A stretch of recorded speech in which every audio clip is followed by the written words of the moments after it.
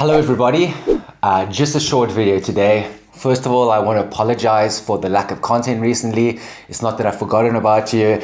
I'm still at language school here in Hungary, but the good news is that next week is my last week. And then after that, in March onwards, I'll have more free time like I used to. And that means I'll be pumping out more videos on a regular basis. But until then, next week when I finish, I'll also be popping over to the UK for a long weekend. And while I'm there, I'm actually going to be stopping in at Balance My Hormones for a quick interview as well.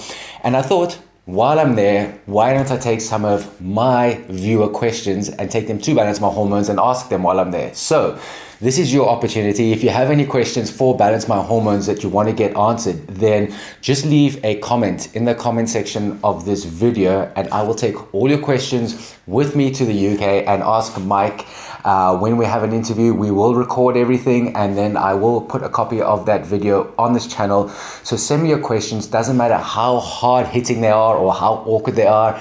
I'll ask anything. So if you have comment or questions that are specific to Balance My Hormones and the TRT services that they provide, then just leave a comment below and hopefully we'll get you some answers.